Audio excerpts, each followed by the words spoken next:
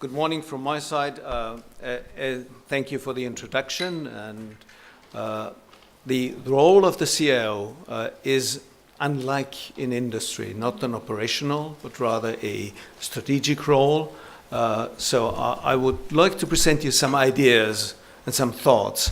I'm not talking about GDPR. We will hear a lot of that over the last day and also today. I will give you some thoughts where we do have things to consider when we do IT in the public sector. Now, I don't know how many of you have heard about this. Europol has investigated what is happening with the sound on mobile devices. So nowadays all the TV sets are on the internet, or many of the TV sets are on the internet, and they will transmit sound you cannot hear, as well as your mobile phone might transmit and receive sound that you cannot hear, which means there is a monitoring whether you are listening to TV or whether you are going to the kitchen, because then the sound is differently perceived, and you will hear nothing about that. It's just your on the overtone or somewhere in the voice area, and you can go to the internet and you can see this interesting article about that. And what does that mean to us? Does that mean in terms of using TV over the internet, etc., etc.? Giving another example, a PhD student at my institute, he investigated mobile phones. You know, when you switch on your mobile phone, what you do, first you pin in a key, you key in a pin. Well, hopefully you don't just open it and it automatically opens. Now, what he investigated, you have a light sensor which usually detects whether it's darker or brighter. And when it's brighter, your screen will get brighter so that you have a nice perception of your screen. You cannot turn on or off this light sensor. But still, this light sensor can be monitored by a JavaScript. You need no permission to that. So you just write this JavaScript in your browser and you can read the light sensor. You could say, so what? But what he then investigated, the correlation when you key in on the screen, which influences the light to some extent, with the actual number you keyed in. And interestingly enough, it's 70% on a single digit. So with a certainty of 70%, you can say which digit the person keyed in a background web page by anyone. Now, what does this tell us when it comes to data protection? When it comes to things like data protection by design, which is something that GDPR asks us to do. And most probably you, like me, know that we have hardly any chance to influence that on a mobile phone, because the mobile phone industry is driven by industry players which are not in our area, which are not primarily observing the GDPR, and sometimes are very resistant against European regulations. Let me give you a very simple example.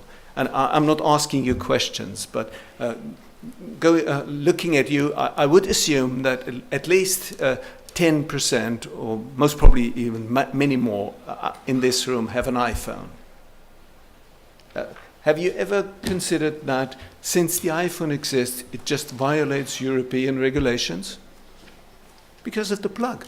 They don't care about the regulation that any mobile phone should have a standard USB plug. They are providing their own.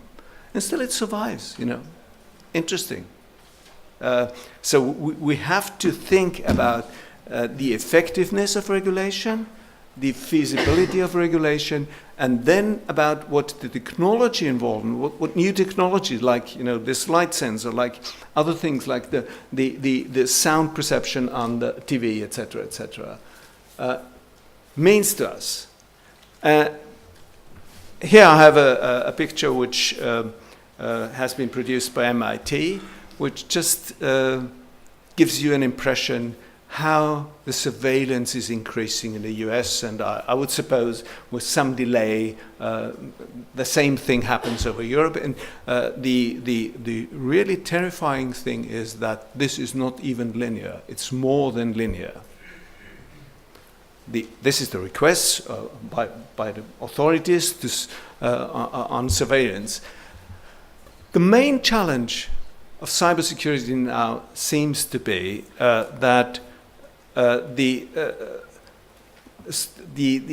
threat goes in a pace which we cannot manage, and will most probably not be able to manage just by introducing certs and things like that.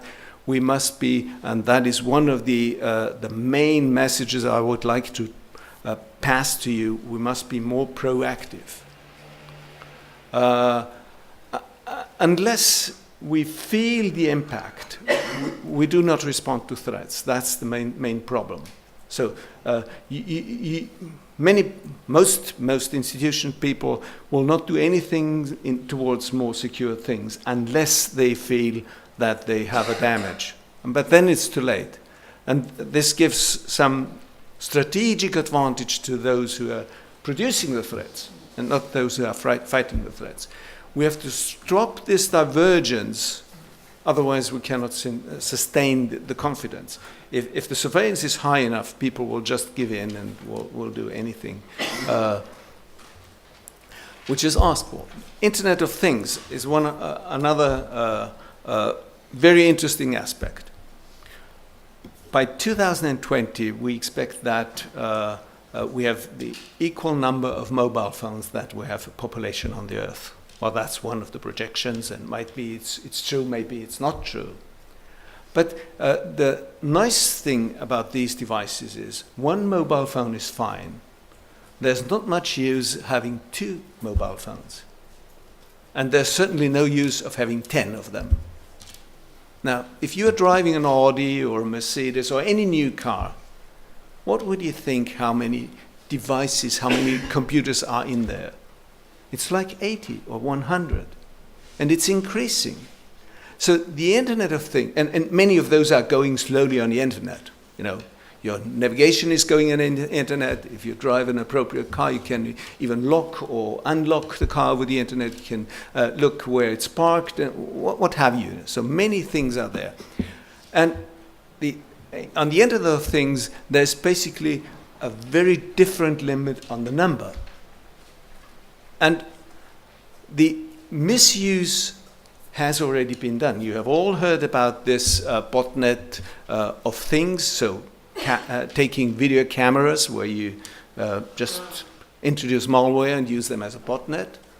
In many situations, IoT and unattended service are there, and there's not a lot of maintenance there. So they put in place and leave it. But the threat and the challenges, they grow aside.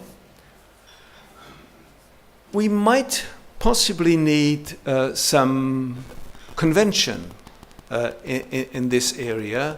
Otherwise, we get into troubles, and I'll focus on this because I think it is really one of the most challenging things we will face in the near future, and it has a lot to do with privacy, as you will see. The most promising avenue in this context might be to give guidance and to share the responsibility and the liability in some way. Unless those who sell you the products and those who produce these things have to take some of the liability, they have no incentive of making it more complicated, more secure, etc., etc. They will make it more sellable, which is a totally different thing, or maybe a totally different thing.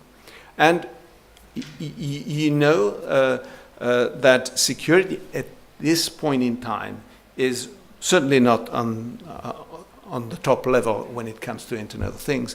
Now, if you buy a washer, if you buy a heater, a camera, a TV, a radio, even a vacuum cleaner, they might be on the Internet, and they are on the Internet. And when you read the menu, and I bought some such stuff, then you read in the menu, well, we're not supplying encryption on Wi-Fi. You have to turn that off on your router, and then you have to open that port, etc., etc., and then it works. And well, when you have bought a Porsch vacuum cleaner, say for a few €100, then you want to use all these features. And I would say 80, 90, you could guess any number of percentage of the population, they will just follow the instructions. Now, unless we assign liability to those who write these instructions, we will never get any progress in privacy. And the big difference is when it's standalone and when it goes to the Internet. Now, why is this happening? Any one of you can go to the Internet and buy a device which is, like 2 by 2 square centimeters. It's a computer with Wi-Fi, with approximately 256 megabit of storage, so you can do a lot of that, things on that. You can program, and it's basically for free. €2 nothing, and you go to the Internet and you download any programs and you play with that, and you finally produce things like that. Now, what does that mean? What does security and privacy mean in the area of Internet of Things? We all know about the man in the middle, and we fear that's a known threat. We know about big data, about collection of data which is communicated somehow. But even if we know, the main threat is the type of communication we introduce here. Like, the simplest way is you open a port and then you communicate.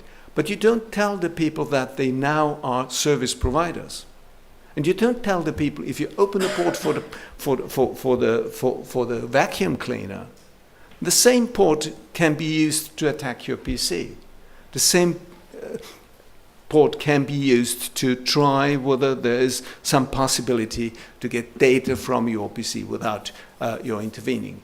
And then there are other informations and threats we have to envisage.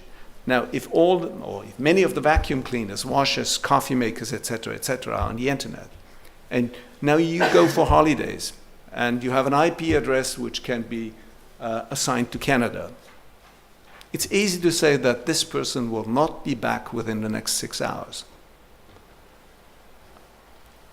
If these things will be in place in a broad way, you will find services somewhere which sell like for €20 or what have you, the information.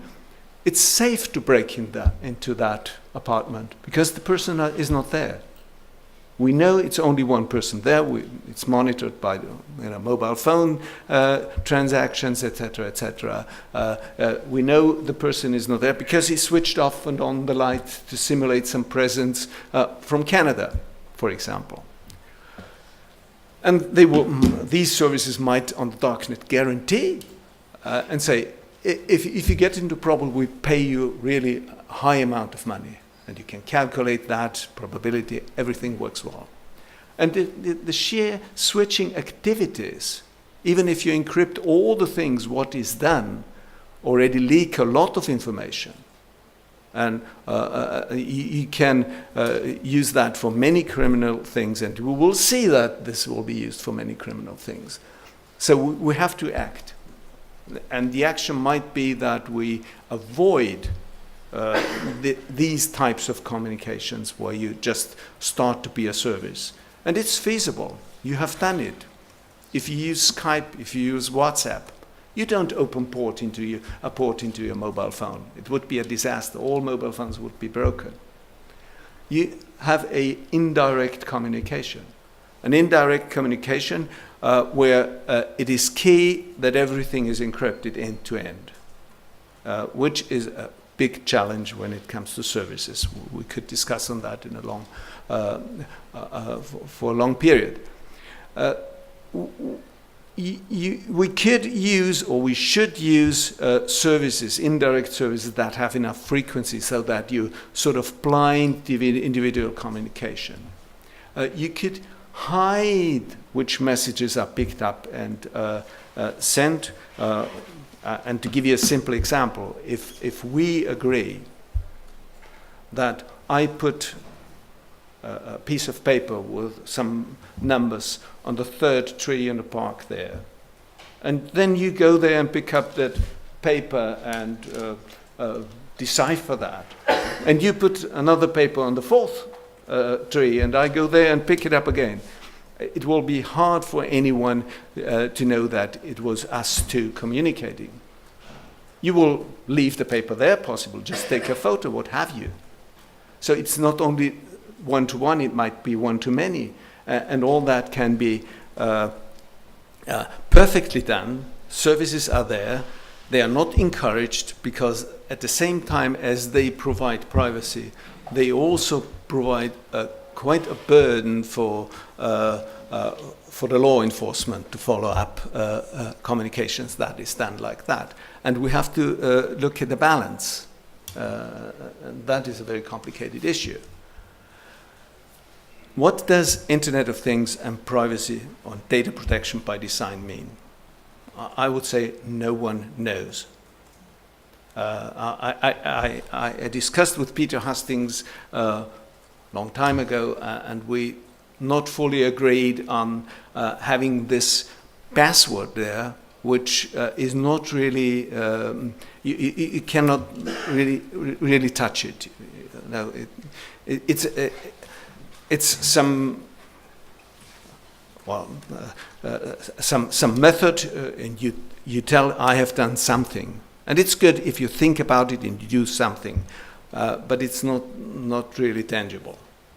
Perhaps in the area of Internet of Things, we might think what type of regulation and responsibilities we have to assign, and that will, at the same point in time as it seems to be regulation, it might also be an impetus for our SMEs and companies in Europe to compete with low-cost crump things coming from, I shouldn't say any country, but for example, Far East countries which go purely on the functionality in the first place and do not think about anything like data protection, etc. And the second thing, the same thing is, do we understand what cloud means? Is it something special at all? Who is, when it comes to cloud, in control of data?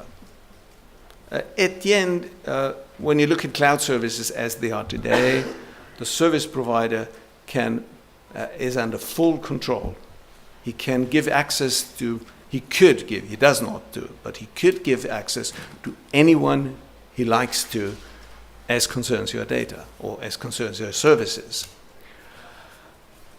There we have to discuss what is the essence of data location. And I think this is overstressed. It's not so much about data location, it's about usability and access to data that is given. You could encrypt data, then it doesn't really matter. It probably matters more where the data flows than where the data is located. And with cloud, the location itself is very complicated to determine. But then it comes the question, can we encrypt in the cloud? And for the cloud we see right now, I would say no. Because you cannot encrypt in a way that the cloud provider is unable to intercept, taking into account that we're using various devices. You want to just with one click hook up to your cloud service, which means that there is some mechanisms to manage keys, and these services are in many ways to be considered as convenient, but in many cases not to be considered as fully safe.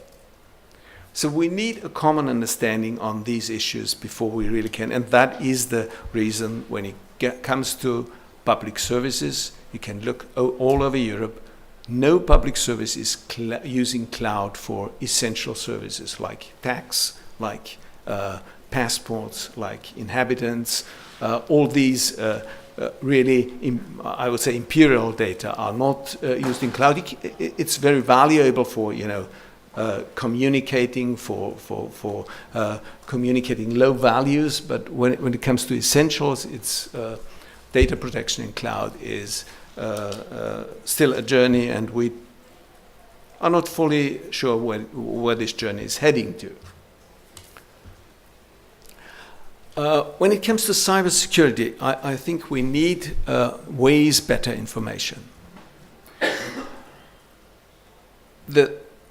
Any security is bound to some sort of identity. If you have no identities, what does security mean? You don't know who is accessing what. So that's the one thing. And the second thing is we fail. For example, Europe has a higher rate of spam than the US. Even if we have a very harsh regulation on spam, why doesn't it work? Now, the main thing is because we cannot, in the first place, we cannot even determine which jurisdiction is responsible. It goes through many jurisdictions, and now which is the one you should tackle? Second thing is, even if I communicate with you from Austria to Austria, and if I'm a crook, I would do that going through, I'm not naming countries, but a few of third countries, so that there's no chance. You don't need to ask who belongs to this IP address to the police forces of Brazil. They won't tell you. And you don't have to go that far. You will find that difficulty right in the neighboring countries as well. On the other hand, we have a new regulation which is called the eIDAS regulation, and it is a very useful set of technical and legal mechanisms. And if we really take it serious and we implement this, we might advance a lot. In the first place, the change with eIDAS is that the liability and the responsibility about identification moves from some market player, where you always have the problem: do both parties communicating have a contract with that party? Unless you have a contract, you cannot follow any liabilities anyway in the private sector. And that is moving to the member states. So the liability that an entity is an entity and the things are done well is moving from the private sector to the member state. Doesn't mean that the service is moving to the member state. It's not necessarily a service which is offered by the member state. Could still be acquired by the private sector. But at the end, the liability is there, which is a big advantage. ID, in the physical sense, like ID cards, passports, that's something we still assign to our administration. And there's basically no other approach that works right now. A second thing which is within the eIDAS regulation, it's called the qualified website certificates. It's not really elaborated, but it's a very important and very interesting tool, because like with the EID, it would move the liability of whom you trust from what is the case today, the browser vendor, to the member state for these types of certificates.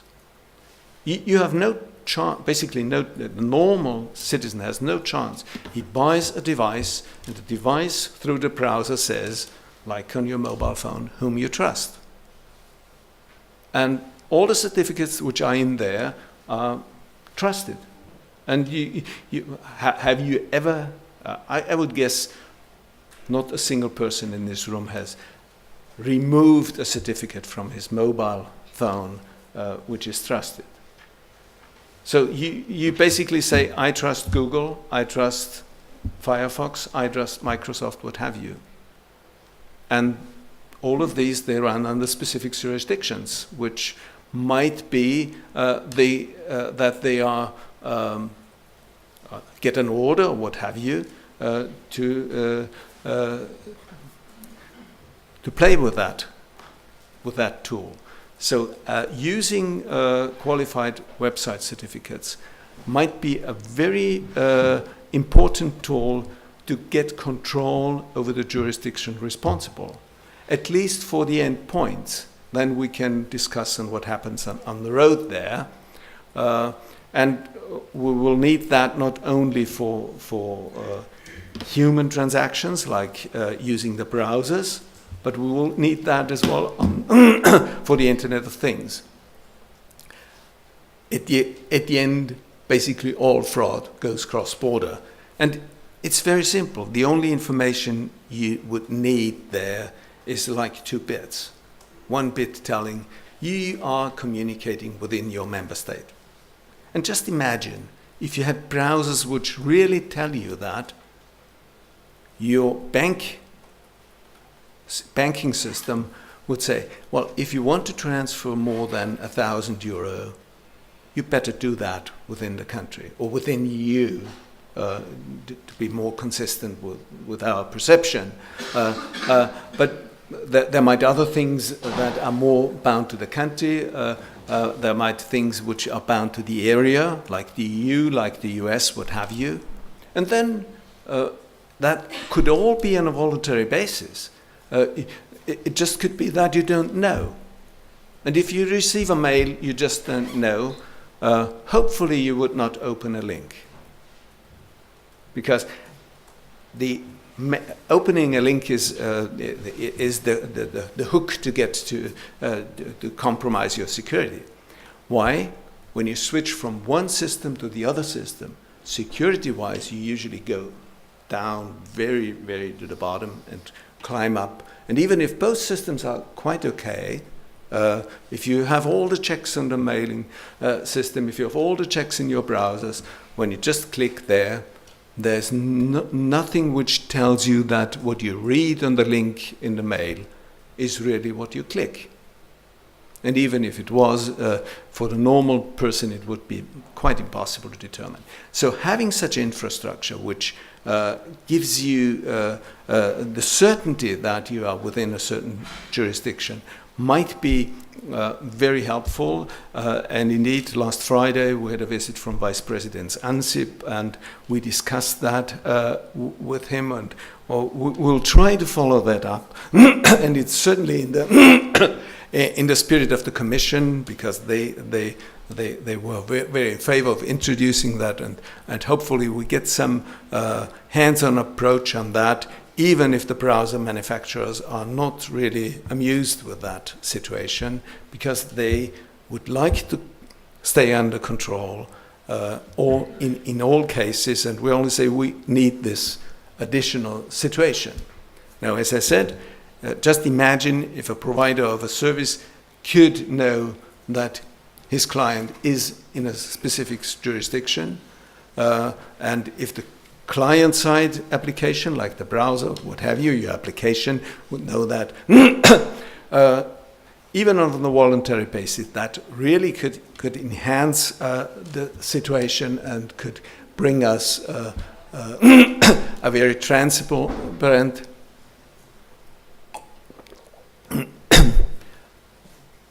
situation, which is easily to be understood by all concerned. And it's important that you understand, if somebody tells you this is secure, it's totally different from the situation that you understand what is happening there.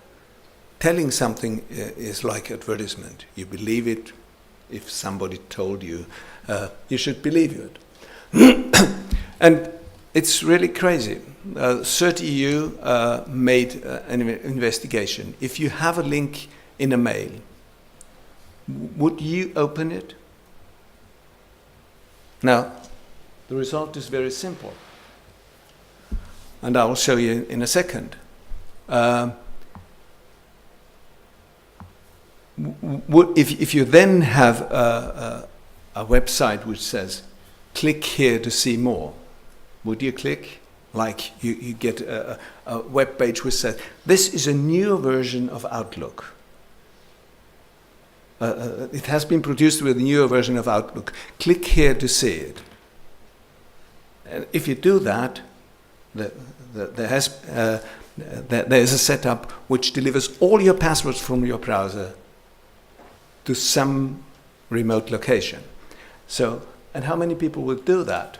30% would open emails just because they get it. The average time is 1 minute and 40 seconds. 12% of the people would click. Well, that's enough for those who won't make trouble. They have no need to get 100%. If you want to do fraud and you get 12% of the total, that's already a huge amount you can receive. Will we ever make a progress with awareness? I doubt. I doubt. It's a very complicated issue, educating a whole population. We have to make the infrastructure more resilient. And this website is in German still. I brought it up because it's a very nice website. It gives you all various aspects, and you certainly will get the slides anyway. It gives you a lot of aspects which security mechanisms are around there, and when will they in place over the next decade? And what will they give you? What is the readiness? It's a very agile situation. Security and data protection is a very agile situation. And let me finish with this slide, because I really found this article, which was again produced by MIT, very interesting. They are using blockchain, a technology which is which we all assign with dubious things like bitcoins. Still, that will change over the next years, most probably, as other applications will also make use of that very interesting technology. They use blockchain-like technology to guarantee, to make sure that information provided can be provided only for a certain time, and will then, per technology, be inaccessible. I think we have to be aware that Facebook, Twitter, and all these things did pop up. And if you go down the road a few years, it will be the old technologies of the future. Data protection is a challenge, and innovation and technology has to be seen on the same page. If we stay with data protection on the knowledge right now, and the innovation goes on, we will never manage a secure and environment that observes data protection. With this, I would like to finish, and hopefully I could give you one or the other thought you haven't heard so far. Thank you.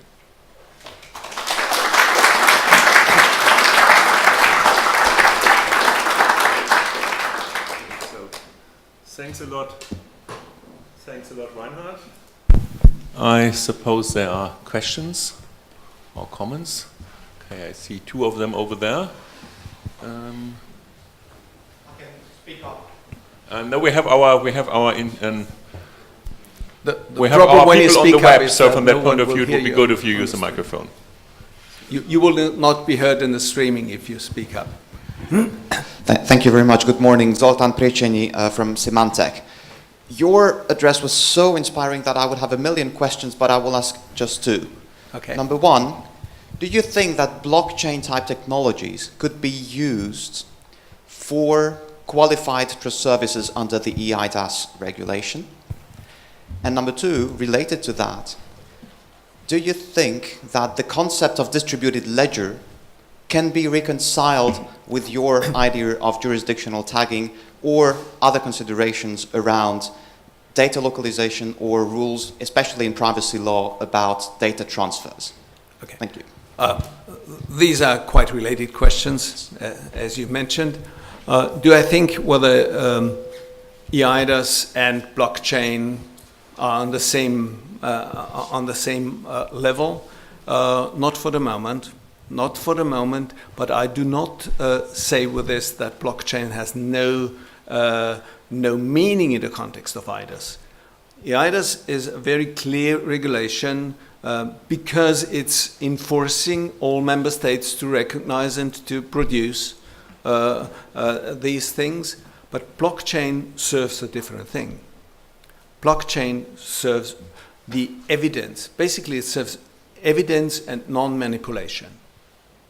And that is not authentication, that is not EID, and that is not trusted websites, etc., etc. So we have to sort that out and put into the right place. And I am fully convinced that blockchain has a very big value. It will be there. And recently, the ITU decided to have a blockchain activity to see what that means in the real world and how that can be used to make our life easier. Basically, the same answer is the distributed ledger. Distributed ledger goes into a controlled environment, whereas what I suggested with the jurisdiction-aware communication is like any communication where you have existing services which you still want to use, which you want to sort of nail down if something happens that you can see it has been gone there. And before you do that, before you respond to a transaction, you see it's coming through a at least trusted area. So to my view, it's answering different requirements. Okay, there was a second question. Hi, thank you for your keynote. I'm Gabor Gulyás, working with INRIA, and I would like to provide a comment for the cloud security. There's a Hungarian startup called Trezorit, and I think they are providing a very nice example how cloud security could be done in a private way. So basically they are using end-to-end encryption. So if I put something in a Trezor, which is basically like a Dropbox shared folder, it could be synchronized with all of my devices in a private way. And why I think it's really interesting what they do is that they also provide an API which smartphone applications could use to store health-related data or other sensitive data in the cloud in a secure and synchronized way. So I just wanted to provide this, that I think this is a really good example, and I really hope that other companies might follow. And if you're interested, I can show you. I use this service, my own as well. I can show this to you in a break. Okay. Well, when I was addressing cloud, and excuse me, in this, if you give an overview of many items, you cannot be fully encapsulating your environment. What I understand as a cloud is applications which are run somewhere in the cloud. Now, if you really shrink it down to the problem you address, like I have a document which I want to communicate or to store in the cloud, and someone would be able to retrieve it. You can imagine solutions under certain circumstances. And I explicitly formulate it this way, because if just think about you accessing, even with any system, these things with your mobile, then you don't have any chance to get a trusted computing, a trusted piece of software into your mobile without the possibility that the App Store and those have the possibility to give you something which is either not exactly the same thing, or which does a proxy to that, or what have you. And at the end, the same thing happens when you go to the like to the browser on your machine, unless you introduce things which are not relying only on the built-in security services like certificates, but also allow things like trusted website certificates to be implemented. But we could discuss that in detail, because it's in the first place, I'm not contradicting you. There is possibilities to do that, but the implementation, if you go to the implementation on the normal systems, these systems can be tweaked in a way that they are not so secure anymore, as you certainly know. Okay. I see 2 more questions, and I hope there are questions on the talk and not presentations of own work here. First over there and then over here.